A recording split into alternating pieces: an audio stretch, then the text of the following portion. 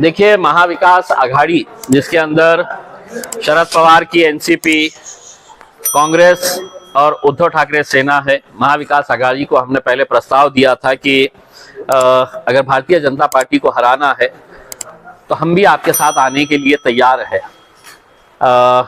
ये प्रस्ताव देने के बाद कुछ पॉजिटिव संकेत आए, कुछ नेताओं के, बड़े नेताओं के साथ चर्चा हुई, उन्होंने कुछ वक्त मांगा कि हमें फैसला करना, आपस में चर्चा करने के लिए, लेकिन उसके बाद उन्होंने खामोशी इख्तियार कर ली।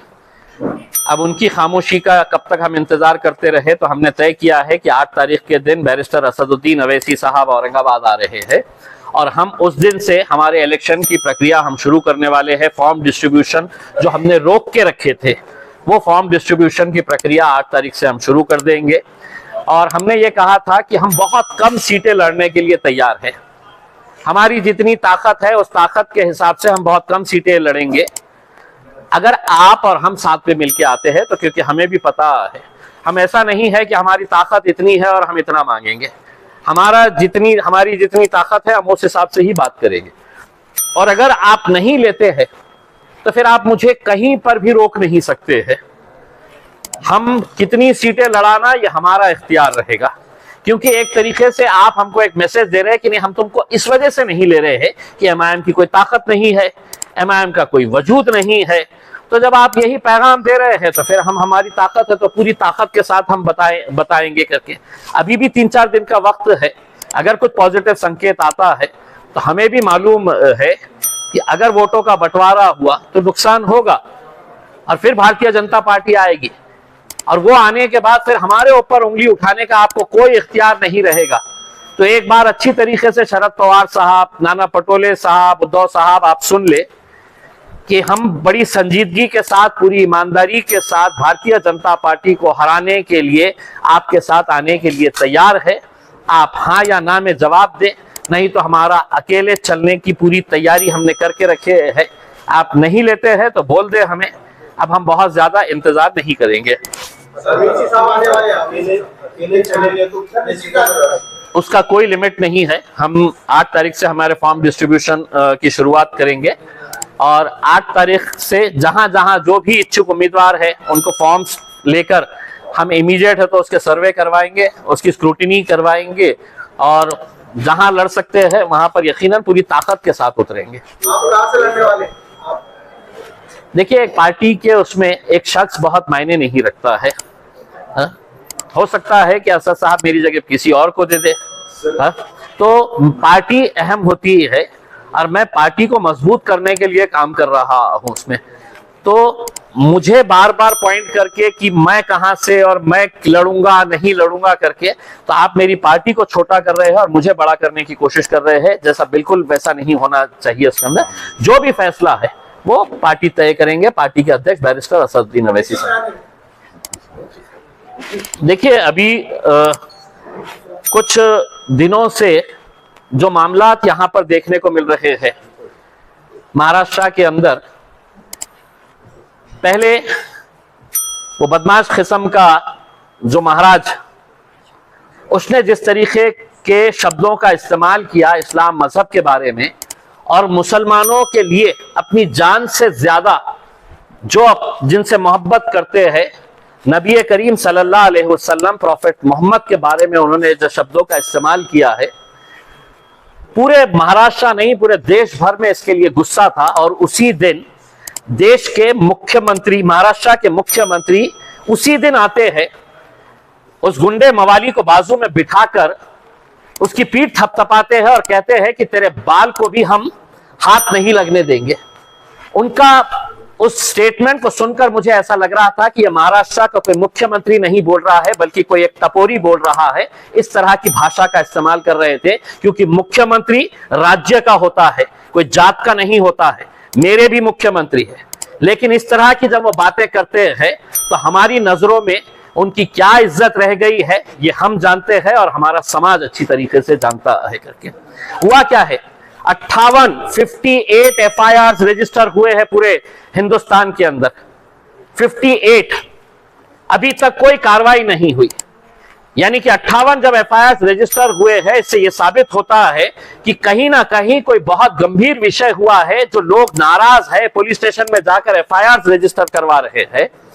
ऐसे हालात के अंदर पुलिस खामोश बैठी है, तमाशा बनकर देख रही है, तो कुछ ऑर्गेनाइजेशंस बॉम्बे हाईकोर्ट जाते हैं ये अपील करने के लिए कि ये इस तरह का स्टेटमेंट किया है, इसके ऊपर कार्रवाई होनी चाहिए करके। और अदालतों की हम इज्जत करते हैं, लेकिन अदालत ये कहती है कि पुलिस ने साइबर सेल की मदद लेकर वो जो महाराज ने जो स्टेटमेंट किया है उसको सोशल मीडिया से हटा देना चाहिए।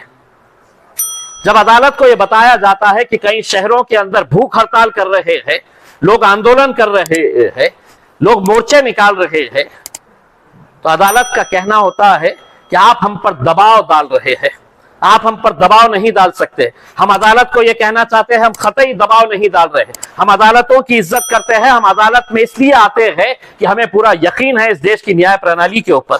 पुलिस काम नहीं कर रही है, पुलिस तमाशाई बनकर देख रही है, इस वजह से हम इंसाफ मांगने आपके पास आए।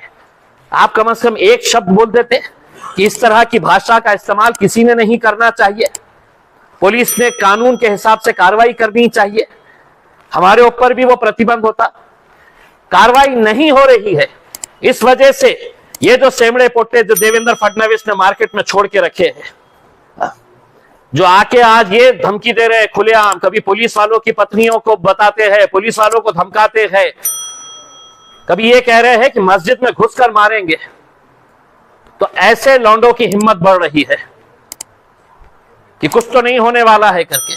तो हमने तय किया है, अगर सरकार ये चाहती है कि ये राज्य कानून के हिसाब से चले तो हम उसका आदर करें, लेकिन हमको समझ में आ गया सरकार चाह रही है कि अब जो लड़ाई है वो रास्ते के ऊपर, तो महाराष्ट्र के मुख्यमंत्री एकनाथ शिंदे साहब, देवेंद्र फडणवीस साहब, अजीत पवार साहब, ये अच्छी तरह से आप कान खोल के सुन ले।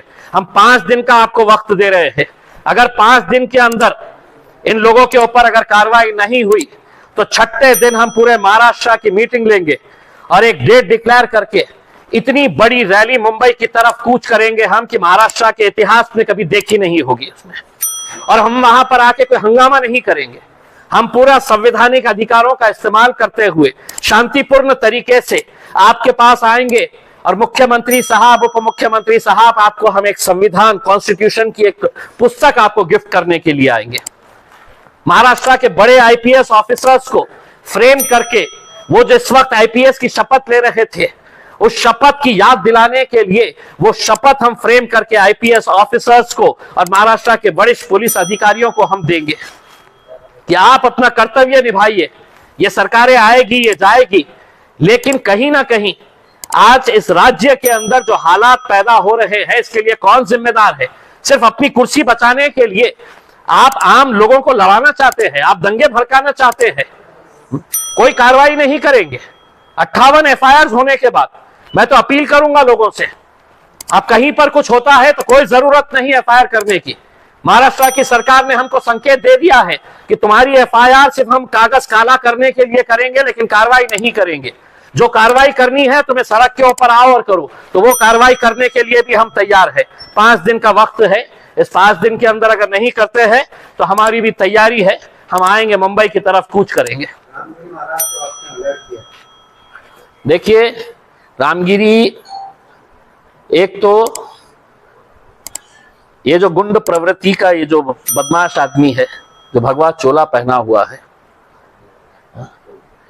उसको हम ये बताना चाहते हैं कि तूने जब अपने प्रवचन के दौरान इस्लाम मजहब और हमारे नबी की शान के अंदर गुस्ताखी की, तो हमें पूरा मालूम है कि तूने महाराष्ट्र हुकूमत में आला दर्जे के ऊपर बैठे हुए वो अधिकारियों के बोलने के ऊपर, वो नेताओं के बोलने के ऊपर तूने ये किया, वो कर तो लिया, और उसी दिन तुझे आके पीठ थपथपा दी गई कि तूने कितना अच्छा काम किया है, तेरा बाल भी हम बाका नहीं होने देंगे, तुझे सिक्योरिटी प्रोवाइड करेंगे।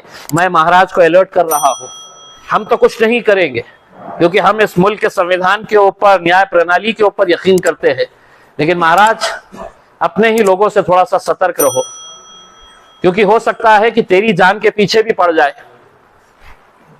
तुझे भी खत्म कर डाले, तेरे अपने लोग, तो अपने आप को एहतियात में रख। मैं तो महाराष्ट्र सरकार को विनती करूंगा कि इसको Z+ सिक्योरिटी दो, क्योंकि ये टपक गया तो तुम हमारे ऊपर इल्जाम लगा देंगे। जितनी सिक्योरिटी दे सकते हैं इसको दो, क्योंकि तुम अपनी कुर्सी बचाने के लिए किसी भी घटिया हरकत को अपना सकते हैं, ये तुमने साबित कर दिया है। इसलिए मैं ये मवाली को अलर्ट कर रहा हूं कि आप थोड़ा सा अलर्ट रहिए। मैंने एक पत्र महाराष्ट्र के DG को भेजा हो और उनको ये बताया हूं, 3 दिन पहले भेजा हूं, उनको ये कहा हूं कि 8 दिन के अंदर अगर इसके ऊपर कार्रवाई नहीं होती है तो पूरे महाराष्ट्र भर के अंदर आंदोलन होगा। सिर्फ इतना कहना चाहूंगा कि बंबई में मुसलमानों के नेताओं ने एक अपनी आदत बना ली है कि रामगिरी महाराज हमारे हुजूर की शान में कुछ बोले, या मस्जिदों में घुसकर मारने की कोई धमकी दे, या गाजापुर के अंदर हमारे घरों में घुसकर हमारी माओ और बहनों के साथ जो हरकत हुई है, तो इन्होंने सिर्फ ये काम किए हैं कि DG के पास जाना, पुलिस कमिश्नर के पास जाना, पुलिस स्टेशन के पास जाना, ऐसा मेमोरेंडम देना, तस्वीरें खिंचाना, तस्वीरें खिंचा के बाहर आना, यूट्यूब वालों को बाइट देना, अपने गुस्से का इजहार करना और बस खत्म। अब मैं आपको एक चुनौती दे रहा हूं, अगर मैं मुंबई आ रहा हूं और तुम सही मानों में अगर मुसलमानों की नुमाइंदगी करने वाले नेता हैं, तो एक मर्तबा उद्धव ठाकरे को, शरद पवार को, नाना पटोले को, इनको सबको बोलो कि जिस तरीके से छत्रपति शिवाजी महाराज का पुतला गिरा, हमने भी उसकी निंदा की। भ्रष्टाचार की वजह से छत्रपति शिवाजी महाराज का पुतला गिरा, हमने उसकी भी इंक्वायरी की मांग की। कैसे सड़क के ऊपर निकल के आ गए, ऐसा लग रहा था आरिफ नसीम खान फूट फूट के रो डालेंगे वहां पे। कभी उसके लिए नहीं निकलने का आया मौका। कभी दिल में यह एहसास नहीं हुआ कि मेरी नबी की शान के अंदर गुस्ताखी हुई है, मैं मेरे नेताओं को बोलूंगा कि चलो एक दिन हम भी बैठेंगे करके। क्या सिर्फ मुसलमानों के ठप्पे चाहिए इलेक्शन के वक्त, सिर्फ वोट चाहिए? इसलिए हम आपसे अनुरोध कर रहे हैं, अगर अगले कुछ दिनों के अंदर मुंबई के मुसलमान लीडर अगर कुछ नहीं करते हैं तो तुम्हारे पैरों में घुंघरू बांधने के लिए घुंघरू भेजूंगा, अपने नेताओं के सामने ठुमके लगाओ। किसी काम के नहीं है तुम। वो घुंघरू लेके शरद पवार साहब, उद्धव ठाकरे साहब के सामने नाचो। अजीत पवार साहब के भी प्यादे यहां पर भी है बहुत सारे। बहुत हो गया है मेमोरेंडम देने का, तस्वीरें खिंचाने का। अब ये कोई MIM की तरफ से नहीं बोल रहा हूं। अगर मुसलमान है, अगर दर्द हुआ है, अगर तकलीफ हुई है कि नबी की शान के अंदर गुस्ताखी किसी ने की है, तो हमारे साथ चलिए। किसी पार्टी के बैनर के अंदर तले नहीं, हम तिरंगे लगाएंगे गाड़ी के ऊपर। तिरंगे लगाकर है तो एक मर्तबा फिर मुंबई की तरफ कूच करेंगे।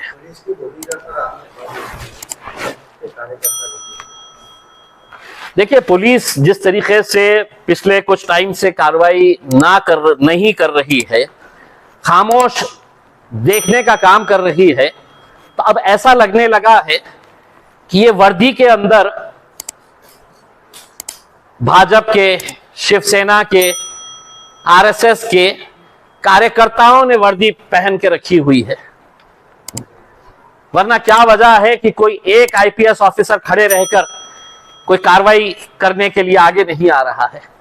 सिर्फ इसी बात का डर है ना कि गढ़चिरौली भेज डालेंगे देवेंद्र साहब, पे पोस्टिंग खराब दे डालेंगे। इसी की वजह से वर्दी को दाग लगने दे रहे हैं। एक मर्तबा जो सही है वो सही के हिसाब से आप कार्रवाई करिए, यही उम्मीद करते हैं महाराष्ट्र पुलिस से।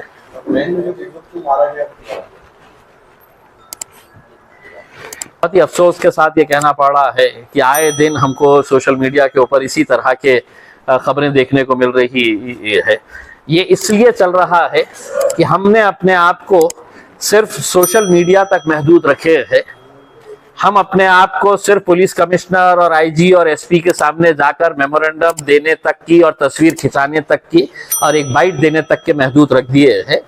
अब सरकार खुद चाह रही है कि तुम्हारी लड़ाई तुम खुद लड़ो, सड़क पे आओ, तो हम वो लड़ाई लड़ने के लिए तैयार हैं।